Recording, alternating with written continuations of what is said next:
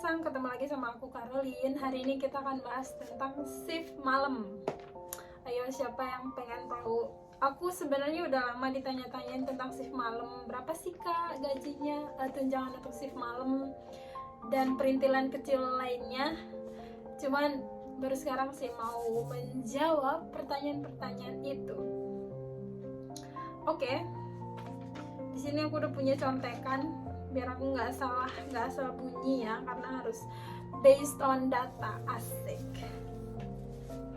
Jadi kita akan bahas tentang shift malam atau yaking. Nah, aku bakalan mention tentang nominal shift malam di tempat kerja aku di bagian paling terakhir untuk tidak mengacaukan perhatian Anda sekalian. Lanjut ya. Yang pertama, jam kerja untuk shift malam. Nah, aku berbicara berdasarkan apa yang aku tahu. Banyak hal yang aku tidak tahu. Jadi kalau kalian tahu, silakan komen di bawah ya. Apa yang sekiranya aku nggak mention di video ini. Oke, tentang panjangnya jam kerja atau berapa lama kita bekerja di shift malam. Kalau di tempat aku dan di tempat teman-teman aku yang lain kebanyakan, itu shift malam itu durasinya adalah 17 jam in total dengan 2 jam istirahat. Jadi nanti kita bahas lebih lanjut tentang jam istirahat itu, tapi untuk di awal itulah 17 jam panjangnya. Dan kalau di tempat aku dimulai dari jam 4 sore sampai jam 9 pagi. Tapi ya, orang Jepang tuh kebanyakan bahkan jam 3 aja udah standby di nursing station gitu. Itulah orang Jepang ya, terlalu on time.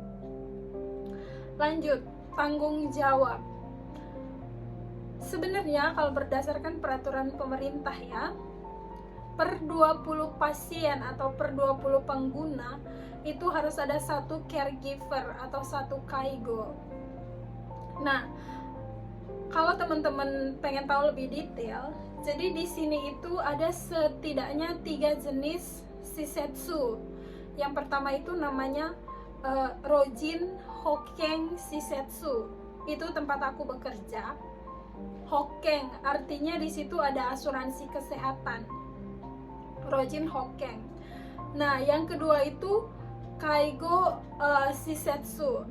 Nah, yang membedakan mereka-mereka ini, kayaknya kalau aku bahas di sini terlalu panjang lebar, karena ini ternyata ngaruh ke gaji, ngaruh ke yang lain-lain ya, ke job desk gitu-gitu. Jadi kayaknya nanti kita bikin terpisah aja ya. Jadi di Jepang ada setidaknya 3 jenis shisetsu. Yang pertama tadi udah aku mention, ada Rojin Hokkeng Shisetsu. Itu jenis shisetsu yang aku kerja sekarang ini. Lalu yang kedua ada Kaigo Shisetsu. Lalu yang ketiga ada Gurupu Homu. Nah, kalau yang kedua ini itu jumlah orangnya tuh banyak kayak panti lansia yang gede gitu. Tapi kalau misalkan yang ketiga yang Gurupu Homu itu kisaran pengguna di dalamnya itu hanya di kisaran 8 sampai 10 orang maksimal. 8 sampai 10 atau 8 sampai 12. Sekitar segitu doang. Jadi nggak boleh lebih per satu unit. Nah, otomatis job deskripsinya berbeda dong, tanggung jawabnya, beban kerjanya beda ya kan. Nah, di tempat aku bekerja, jadi tempat aku bekerja tuh ada klinik, ada daycare, ada Gurupu Homu, lalu ada juga Rojin Hokkeng Shisetsu yang tadi aku mention. Nah, teman-teman Indonesiaku yang sebagian kerjanya di Gurupu Homu. Nah, kami yang kebanyakan itu kerjanya di Rojin Hokkeng Shisetsu karena lebih gede dan lebih banyak orang ya pastinya. Nah, seperti yang aku bilang tadi, tanggung jawabnya pasti beda karena jumlah orangnya beda. Nanti lebih detailnya tentang jenis-jenis shisetsu ini kita bahasnya terpisah aja, biar teman-teman yang mau datang atau yang mau interview atau yang lagi baca kontrak kalian tuh kalian bisa punya pemahaman tentang jenis shisetsu yang akan kalian tempati. Jadi jelas gitu perbedaannya. Jadi nggak yang salah sangka, ih kenapa sih gaji orang di sana lebih gede atau gimana, karena beda. Oh iya, satu lagi yang belum aku mention, selain ketiga jenis shisetsu yang tadi itu, ada juga kaigo yang bekerja di rumah sakit, benar-benar rumah sakit. Jadi mereka itu sebagai asisten nurse, cuman mereka nggak pegang hal-hal yang berkaitan dengan medical. Mereka hanya kayak misalkan untuk bagian makanan, linen, kayak gitu-gitu. Jadi beda-beda ya guys. Lanjut. Nah, walaupun udah ada peraturan pemerintah untuk per 20 pengguna harus ada satu caregiver, tapi kalian tahu sendiri kan, Jepang populasinya menurun banget, jumlah orang yang bekerja sangat sedikit, jadi masih banyak banget fasilitas atau shisetsu yang kekurangan orang. Jadi nggak jarang misalkan masih ada juga panti yang orang yang bekerja shift malam, misalkan penggunanya ada 38, tapi yang kerja malam cuma 1 orang doang. Itu ada, dan di tempat kerja aku pun masih ada. Lanjut ya. Yang ketiga, waktu istirahat. Nah, waktu istirahat ini aku berbicara berdasarkan yang aku tahu ya. Di tempat kerja aku, karena kita biasanya jaga tuh berdua, jadi satu orang berhak untuk istirahat 2 jam full. Jadi benar-benar dia nggak diganggu gugat selama 2 jam itu. Dia tidur di kamar yang udah disediakan. Sedangkan misalkan kalau kalian kerjanya di Gurupu Homu, yang kan pada aku mention jumlah orangnya 8 sampai 10 atau 12 lah. Itu kebanyakan yang jaga malam kan cuma sendiri. Ya harus selalu available kapanpun ada bel dari pasien, kapanpun ada apa-apa gitu. Jadi kalian ya tidurnya tidur ayam lah, nggak yang benar-benar nyenyak gitu, karena cuman kalian sendiri dan kalian harus yang selalu stay di situ. Kita lanjut. Nah, hal-hal yang mempengaruhi besaran tunjangan shift malam. Jadi seperti yang udah aku mention, ada 3 jenis shisetsu dan ada rumah sakit, dan tanggung jawabnya beda, jenis pekerjaannya beberapa yang beda, otomatis besarannya beda. Itu berdasarkan jenis tempat kerja kalian ya. Lalu yang kedua adalah apakah tempat kerja ini private atau public. Kayak public tuh dia disupport sama pemerintah. Kalau di Indonesia tuh kayak, kalau rumah sakit dia rumah sakit umum daerah, rumah sakit. Nah, pokoknya yang berbasis pemerintah, yang disupport sama pemerintah. Nah, ada juga yang private, dan ada juga yang kayak misalkan klinik yang punya shisetsu. Jadi mereka bukan dari pemerintah, swasta, itu bahasanya aku cari dari tadi. Mereka swasta. Jadi beda-beda ya guys. Nah,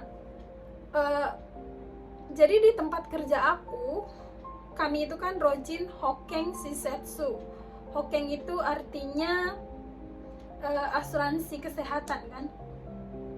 Nah, kami itu didukung sama pemerintah. Jadi untuk operasional panti itu dapat suntikan dana dari pemerintah.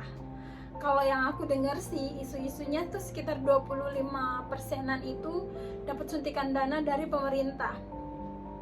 Nah, inilah kenapa kalau dibandingkan dengan teman-teman yang ada di Fukuoka ya, aku nggak tahu di tempat lain, tapi kalau dibandingin sama teman-teman kami yang sama-sama di Fukuoka, gaji shift malam kami termasuk yang paling tinggi, karena kami per sekali shift malam itu dapat tunjangan 9.000 yen, dirupiahin ya hampir 1 juta lah per sekali jaga. Nah, sedangkan di tempat lain, di teman-temanku itu di kisaran 6.000 sampai 7.500. Jadi aku nggak tahu, tadi aku udah bilang ya, aku nggak mungkin tahu semua hal yang ada di Jepang. Jadi aku hanya berbicara berdasarkan yang aku tahu dan yang ada di tempat kerja aku. Teman-teman boleh mention di bawah kalau case kalian berbeda. Cuman mungkin karena kami itu disupport sama pemerintah, jadi shift malamnya lebih gede, seperti itu. Nah, kalau misalkan teman-teman berkecil hati karena shift malam kalian gak segede itu, mungkin kalian itu shift malamnya gak segede itu tapi bonusnya gede atau gaji pokoknya gede. Jadi masing-masing tempat kerja itu punya satu nilai plus yang mungkin tidak dimiliki tempat lain ya. Jadi gak usah berkecil hati untuk itu. Nah, aku waktu shift malam di awal-awal itu kan statusnya masih kenshu gitu loh, yang kayak kita masih praktek lah, masih dilatih. Jadi belum dibayar full untuk per satu kali shift malam, aku masih dibayar setengah doang. Nah, setelah udah dinilai udah bisa, udah oke ini, baru full setiap kali jaga malam. Nah, kalau kalian bekerjanya sebagai kaigo, aku kayaknya pernah dimention di video-video sebelumnya, gaji itu nggak yang selalu naik kayak yang kita bayangin waktu di Indonesia, enggak. Kalau kalian baca kontrak kerja kalian tuh bakal ditulis gaji pokok kalian sekian, tunjangan ini sekian, tunjangan shift malam sekian, dan bakalan sampai di satu titik gaji itu rata gitu loh. Jadi untuk kaigo khususnya, kalau misalnya yang kerja di Gemba yang lain, mereka kan ada janggyo ya, ada apa tuh namanya, janggyo, kerja tambahan, lembur. Nah, kalau setahu aku di kaigo shisetsu, di rumah sakit gitu-gitu tuh jarang-jarang ada lembur. Jadi yang bisa bikin gaji kita naik banget itu adalah berapa kali kalian dikasih shift malam per 1 bulan. Nah, aku mau cerita kalau di case-nya tempat kerja aku ya.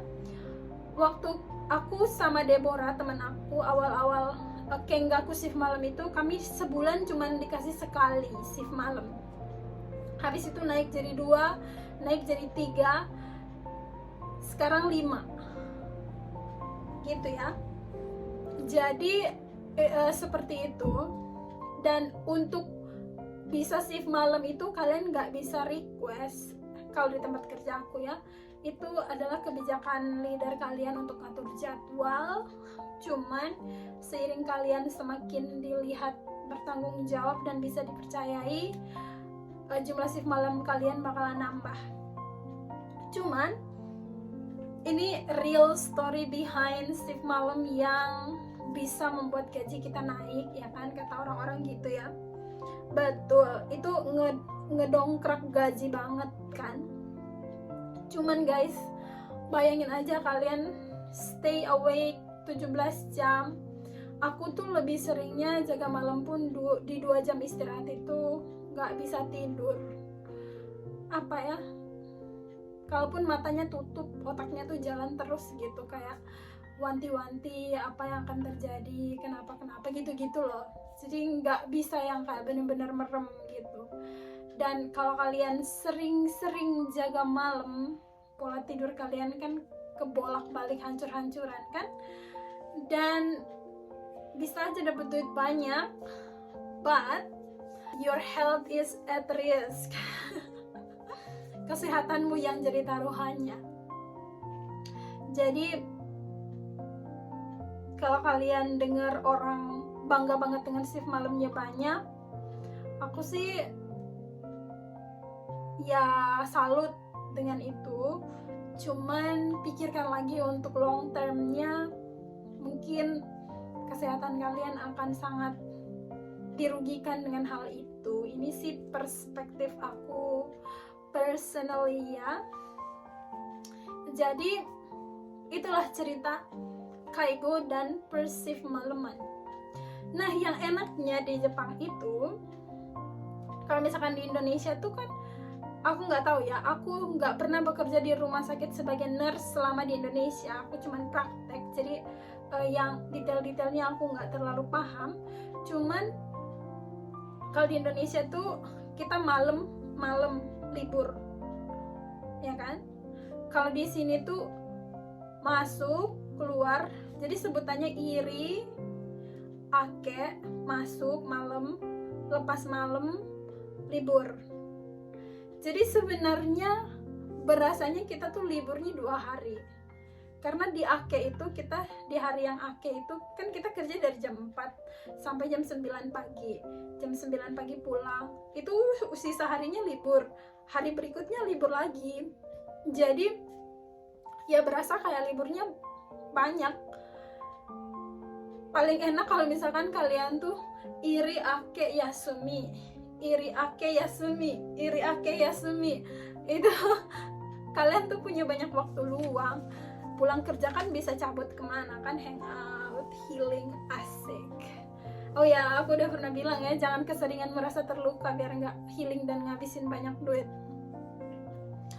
Jadi seperti itu. Kalau di tempat kerja aku tuh sekarang kita punya jumlah pasien in total jadi ada tiga lantai. Lantai yang A itu sekitar 20-an, lantai yang B 37, lantai yang C 30. Jadi kalau ditotalin 80-an. Dan orang yang bekerja itu akhir-akhir ini udah ada penambahan karena kita orang Indonesia sekarang banyak di situ dan kita udah mulai bisa dikasih tanggung jawab. Jadi setiap kali jaga malam itu per lantai itu ada 1 orang Jepang, 1 orang Indonesia. Jadi lantai B 1 orang Jepang, 1 orang Indonesia, lantai C 1 orang Indonesia, 1 orang Jepang, lantai A itu biasanya cuma 1 orang Jepang atau 1 perawat Jepang. Nah, di tempat kita karena Rojin Hoken, jadi ada perawat medis, ada dokter, ada kaigo atau caregiver. Nanti di part yang lain aku bahas tentang jenis-jenis shisetsu yang ada di Jepang. Jadi teman-teman punya gambaran yang cukup sebelum datang ke sini untuk tahu jenis panti kalian dan kenapa itu bisa banget mempengaruhi nominal gaji, nominal tunjangan, dan lain-lain ya.